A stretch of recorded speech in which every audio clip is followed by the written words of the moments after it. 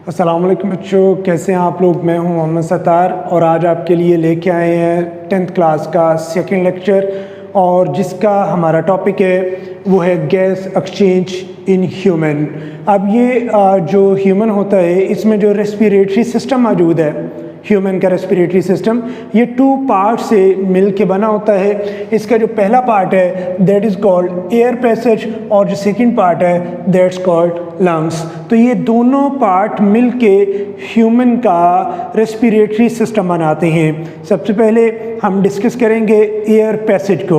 तो यहाँ पे ये जो एयर पैसेज है ये डिफरेंट पार्ट से मिल के बना होता है। सबसे पहला जो एयर पैसेज का पार्ट आता है उसको हम कहते हैं nostril and the nasal cavity. Nostril जो होते हैं ये वाली जो स्ट्रक्चर है जिसके ज़रिए जो है एयर एंटर होती है इनटू द नेजल कैविटी, उनको हम नॉस्ट्रल्स का नाम देते हैं। तो ये हमारे पास नेजल कैविटी कहलाती है और ये जो पोर है, ये जो ओपनिंग है जिसके थ्रू ये नेजल कैविटी के अंदर एयर एंटर हो रही है, दैट्स कॉल्ड नॉस्ट्रल्स। तो नॉस्ट्रल जो है वो opening of the nasal cavity कहलाती हैं जिसके ज़रिए एयर एंटर होती है इनटू द नेजल कैविटी। अब ये जो नेजल कैविटी होती है इसके अंदर बोन मौजूद होती है और जिसकी वजह से नेजल कैविटी को 2 कंपार्टमेंट्स में डिवाइड कर दिया जाता है, ये 2 पार्ट्स में डिवाइड कर दिया जाता है। इस नेजल कैविटी के अंदर जो है एक तो हेयर्स मौजूद होते हैं, हेयर्स, और दूसरा इस नेजल कैविटी के सेल्स होते हैं जो म्यूकस पैदा करने का काम करते हैं। तो एक इसमें हेयर्स मौजूद हैं और दूसरे इसके अंदर एपिथेलियल सेल मौजूद होते हैं जो म्यूकस पैदा करने का काम करते हैं। अब ये जो हेयर और म्यूकस है ये दोनों मिलके क्या काम करते हैं, फिल्ट्रेशन ऑफ द एयर करते हैं, फिल्ट्रेशन ऑफ द एयर करते हैं। तो जो एयर एंटर हो रही होती है उसको फिल्टर करेंगे। एयर के अंदर मौजूद जो डस्ट पार्टिकल होते हैं और उनको ट्रैप कर लिया जाता है इस म्यूकस की मदद से, जो कि स्लाइमी सिक्रीशन होती है, स्टिकी सिक्रीशन होती है, और हेयर्स की मदद से इनको ट्रैप कर लिया जाता है और वो जो फिल्टर्ड एयर होती है वो लंग्स की तरफ जो है वो भेजी जाती है। इसके साथ साथ ये जो नेजल कैविटी है ये एक सेकेंड फंक्शन भी परफॉर्म करती है। पहला फंक्शन क्या है, वो है फिल्ट्रेशन ऑफ द एयर, और इसका जो सेकंड फंक्शन है वो ये है कि ये जो एयर होती है, ये जो नेजल कैविटी होती है ये एयर को मॉइस्ट बनाती है और इसके साथ साथ एयर को वार्म करती है, वार्म द एयर। और ये जो एयर है मॉइस्ट हो जाती है और वार्म हो जाती है नेजल कैविटी की वजह से, और इस एयर का टेम्परेचर जो है जो नेजल कैविटी में एंटर हो चुकी होती है, बाद में इसका टेम्परेचर हमारे बॉडी टेम्परेचर के इक्वल हो जाता है। अब इसमें सेकंड इसका जो पार्ट आता है, एयर जो होती है वो नेजल कैविटी से गुजरने के बाद इंटरनल नॉस्ट्रल्स के जरिए एंटर हो जाती है इनटू द फेरिंग्स। फेरिंग्स जो है ये सेकंड पार्ट हमारे पास होता है ह्यूमन रेस्पिरेटरी सिस्टम का, और ये जो फेरिंग्स की जो ओपनिंग होती है जिसके जरिए फेरिंग्स जो होती है वो नेजल कैविटी के साथ कनेक्टेड होती है, इनको नाम दिया जाता है इंटरनल नॉस्ट्रल्स का। तो ये 2 इंटरनल नॉस्ट्रल्स होते हैं। इन इंटरनल नॉस्ट्रल्स के जरिए जो नेजल कैविटी है वो फेरिंग्स में ओपन होती है और ये जो पार्ट हमारे पास आता है दैट्स कॉल्ड फेरिंग्स।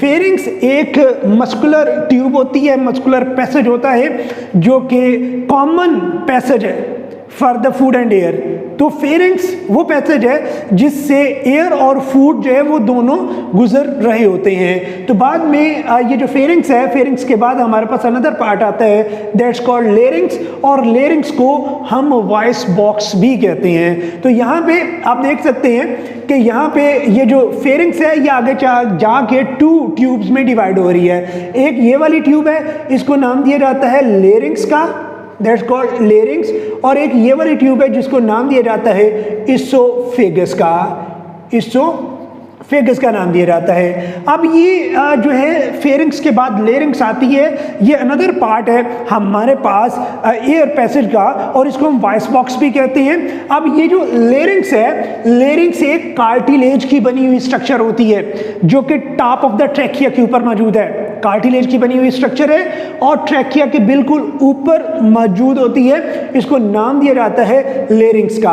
अब ये जो लेरिंग्स की ये वाली ओपनिंग होती है और इस लेरिंग्स की ओपनिंग को हम नाम देते हैं ग्लाटस का, तो दैट्स कॉल्ड ग्लाटस। और इस ग्लाटस के ऊपर यहाँ पे एक कवर मौजूद होता है, that's a cover of the glottis, और ये जो कवर ऑफ द ग्लाटिस होता है that's known as epiglottis, that's called epiglottis. तो एपिग्लाटस हम ग्लाटस के कवर को कहते हैं। अब ये जो फेरिंग्स है इसको वॉइस बॉक्स इसलिए कहा जाता है कि ये साउंड प्रोडक्शन का काम करती है। अगर हम लेरिंग्स को देखें तो ये जो लेरिंग्स है हमारे पास लेरिंग्स, तो लेरिंग्स जो है ये जो होती है ये कार्टिलेज की बनी हुई स्ट्रक्चर को हम लेरिंग्स का नाम देते हैं जो टॉप ऑफ द ट्रैकिया के ऊपर मौजूद है, और इसकी जो लेरिंग्स की ओपनिंग है उसको हमने कहा ग्लाटिस, और ग्लाटिस का जो कवर होगा दैट इज कॉल्ड एपिग्लाटिस। अब ये जो लेरिंग्स है, लेरिंग्स का ये जो ग्लाटिस होता है इसमें 2 फाइब्रस बैंड होती हैं। अगर हम देखें that's opening of the larynx, ये हम ड्रॉ कर लेते हैं, ये हमारे पास ओपनिंग ऑफ द लेरिंग्स है जिसको हम ग्लॉटिस भी कहते हैं। इस ग्लॉटिस के अंदर जो है ये फाइब्रस बैंड्स होते हैं जिनको हम वोकल कॉर्ड्स कहते हैं। तो ये हमारे पास जो ओपनिंग ऑफ द लेरिंग्स है दैट इज कॉल्ड ग्लाटस, और इसके अंदर ये फाइब्रस कार्ड होते हैं, फाइब्रस बैंड्स होते हैं जिनको नाम दिया जाता है वोकल कॉर्ड्स का। तो ये वोकल कॉर्ड जब वाइब्रेट करते हैं तो साउंड प्रोडक्शन होती है, इसकी वजह से हम लेरिंग्स को वॉइस बॉक्स का नाम भी देते हैं। तो यहाँ पे देखिए वोकल कॉर्ड्स वाइब्रेट किए, साउंड प्रोडक्शन हुई। अब कभी भी आप इमेजिन करें जब साउंड प्रोडक्शन होती है तो वोकल कॉर्ड वाइब्रेट कर रहे होते हैं, तो उस वक्त हम एयर को बाहर निकालते हैं। तो जब एयर को एक्सहेल किया जाता है, बाहर निकाला जाता है, तो उस दौरान जो है वोकल कॉर्ड वाइब्रेट करते हैं और साउंड प्रोडक्शन होती है। कभी भी हम नहीं बोल पाते या साउंड प्रोडक्शन नहीं होती जब एयर को हम इनहेल कर रहे होते हैं। तो साउंड प्रोडक्शन सिर्फ उस वक्त होगी जब हम एयर को बाहर निकालेंगे, तब साउंड प्रोडक्शन होगी। अंदर लेके जाएंगे एयर को तो उस वक्त साउंड प्रोडक्शन नहीं होती। आप देख भी सकते हैं कि जब हम इनहेल करते हैं, सांस को अंदर लेके जाते हैं, वी कैन नॉट स्पीक। तो इस वजह से हम कहते हैं कि साउंड उस वक्त प्रोड्यूस होती है जब हम एयर को बाहर निकालते हैं, ये वोकल कॉर्ड वाइब्रेट करते हैं, तो इनके वाइब्रेट करने से साउंड प्रोडक्शन होती है। अब ये जो स्पीच है ये डिफरेंट स्पीच है, ये क्यों होती है? हम डिफरेंट एक्सेंट्स बोलते हैं, साउंड जो होती है वो डिफरेंट जो होती है उसकी पिच हम बदल सकते हैं, उसकी लाउडनेस बदल सकते हैं, क्योंकि वोकल कॉर्ड के साथ साथ ये जो स्पीच है, स्पीच में हमारे जो है ये जॉज, चीक्स, टंग वगैरह भी इस्तेमाल होती हैं। स्पीच एक ऐसा करैक्टर है जो कि सिर्फ और सिर्फ जो है वो ह्यूमन के पास है, इसके अलावा किसी और एनिमल के पास नहीं है। तो चलते हैं नेक्स्ट जो है वो part of the respiratory system की तरफ, तो उसको हम क्या कहते हैं? That's called trachea.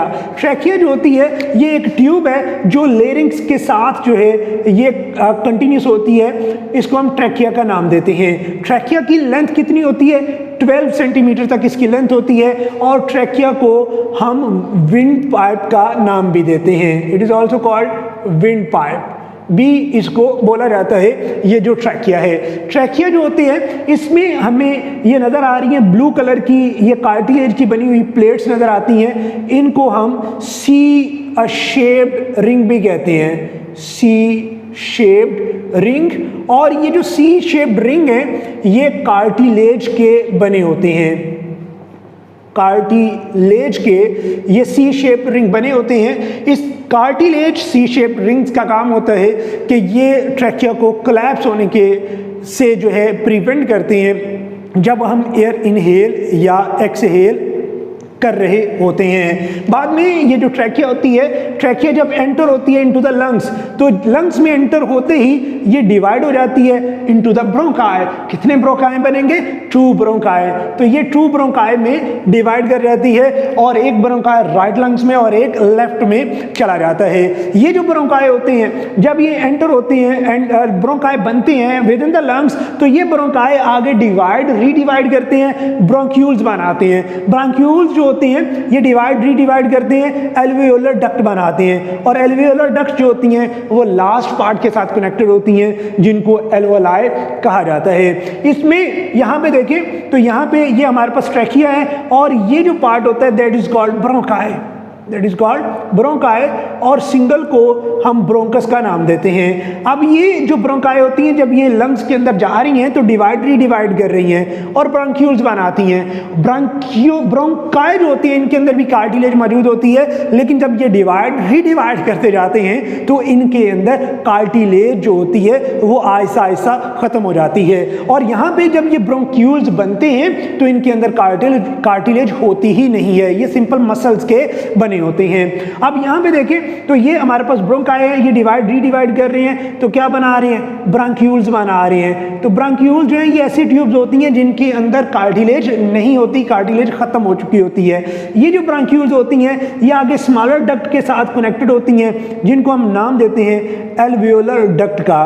तो एल्वियोलर डक्ट ऐसी डक्ट होती हैं which are connected to alveoli, they are called alveolar duct. और यहाँ पे आप देखिए तो ये एल्वियोलर डक्ट हैं और ये माइक्रोस्कोपिक वेसिकल्स होते हैं, छोटे छोटे वेसिकल्स हैं जो लंग्स के अंदर मौजूद होते हैं, तो इनको नाम दिया जाता है एल्वियोलाई का। एल्वियोलाई जो है ये वो वेसिकल्स होती हैं, वो स्ट्रक्चर्स होती हैं जिनके जरिए गैस एक्सचेंज होता है। तो site for gas exchange with in the human respiratory system क्या है? वो एल्वियोलाई हैं। तो एल्वियोलाई ऐसी स्ट्रक्चर्स हैं जिनके अंदर गैस एक्सचेंज जो है ये हो रहा होता है। हमारा ये जो होल ट्रैक होता है ट्रैकिया से लेकर ऑनवर्ड अगर हम बात करें तो ये ट्रैकिया के अंदर, ट्रैकिया से ऑनवर्ड हम बात कर रहे हैं तो इस ट्रैकिया के अंदर जो है ये सिलिएटेड जो है सीलिया लगे होते हैं और म्यूकस प्रोड्यूसिंग सेल्स मौजूद होते हैं। और इन सीलिया और म्यूकस का काम भी क्या होता है कि ये जो डस्ट पार्टिकल जो बाय चांस जो है वो नेजल कैविटी ट्रैप नहीं कर पाती वो आ जाते हैं, तो ये उनको बाहर पुश करने की कोशिश करते हैं। तो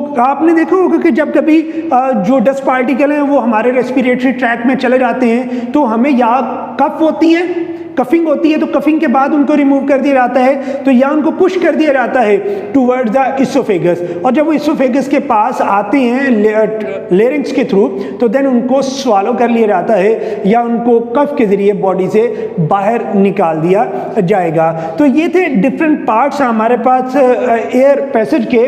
और वो वाली ब्लड वेसल यहाँ पे आप देखें तो वो वाली ब्लड वेसल जो लंग्स को ब्लड सप्लाई करने का काम करती हैं, हम उन ब्लड वेसल्स को नाम देते हैं पल्मोनरी आर्टरीज का, पल्मोनरी आर्टरीज।